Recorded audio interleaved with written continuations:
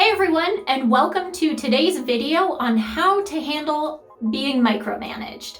I'm Chelsea Conrad, career coach at Proactive Happiness. So when I talk to my clients, the most common complaint I hear from them about jobs that they're not happy in is being micromanaged. Being micromanaged can be so frustrating. It makes you feel like you're not empowered at all. It makes you feel a little bit disrespected. There's no trust there. So understandably, being micromanaged can really be a big detriment to your current employment situation. So what do you do about it? Well, today's video, we're going to talk a little bit about why it happens in the first place and some things that you can do to try and manage the situation from your end. So to get started, let's talk a little bit about why does this happen? Nobody likes being micromanaged. This is not a secret. It's talked about all the time. So why does it happen? Well, micromanagement can happen for a variety of reasons. One, it may happen because the person who's in that supervisory position wants a deeper connection with folks at a lower level, okay? The second thing that may be happening is that, especially in a situation where the person has recently been promoted, they may be a lot more comfortable in the types of tasks that are performed at those lower levels. So both of those situations are very common when you have somebody who's recently made the buddy to boss transition.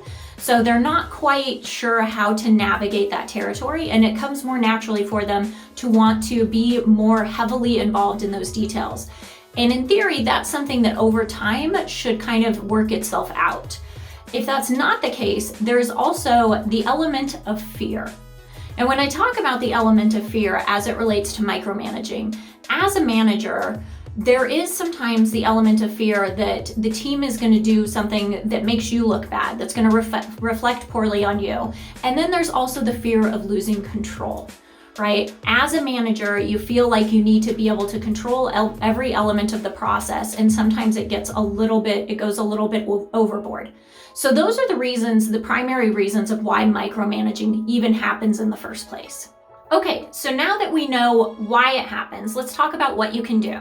The first thing I'll say is that fighting back, getting angry, freaking out, none of these are effective strategies for how to work with a micromanager. So let's just get that out on the table now.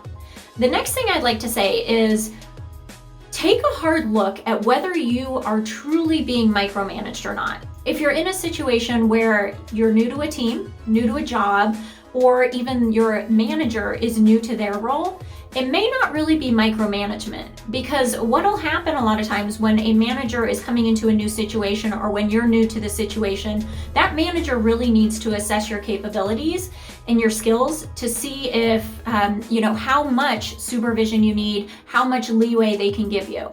So if it is a situation where there is a new element in the equation, give it some time, see how it plays out, and really focus on proving yourself so that that manager will give you a little bit more leeway.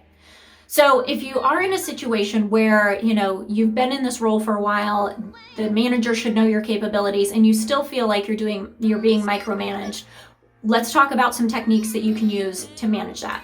So the first thing to do is to build trust. Right? This is all about building trust. Your manager needs to feel like they can trust you to do what they need you to do. So when we talk about this, it's about getting clear on expectations, making sure that you really know what they want. And sometimes this can be where the challenge comes up. It's sometimes hard to have those communication challenges between the two of you, and you may not be entirely clear on what it is that they expect from you. So spend some time asking questions, getting really clear on what it is that they want from you. Sometimes this takes a little creativity. You may have to sit down, get a piece of paper, draw out what it is that you have in your mind, because I'm having a hard time visualizing it. Get really clear on those expectations so that you can make sure that you are delivering on what they actually want. The next thing is to really pay attention to what's going on with your boss. Pay attention to when they start to stress. Pay attention to when they typically ask for things. Try to learn to anticipate their needs. So if you know that every Tuesday your boss has a meeting at 10 a.m. and they ask you for a specific report every Tuesday at 8 a.m., start anticipating that need and try and get it to them the night before, so that it's on their desk when they come in the morning.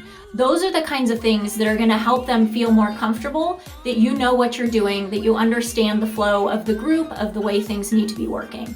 The next thing I suggest is to make sure you're setting deadlines and being really mindful of them.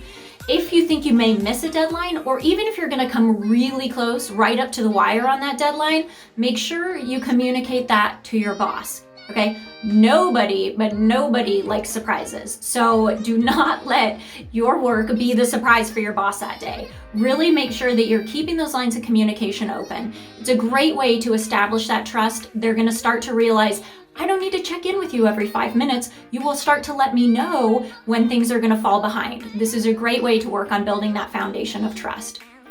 So obviously, working with a micromanager can be really tough. It can be really challenging, but hopefully you can incorporate these tips that we've given you today into the game that you need to play to make this work for you and help yourself come out on top. If you need help navigating these challenges, you know where to find us, proactivehappiness.com, and our first call is always free. We look forward to talking to you soon.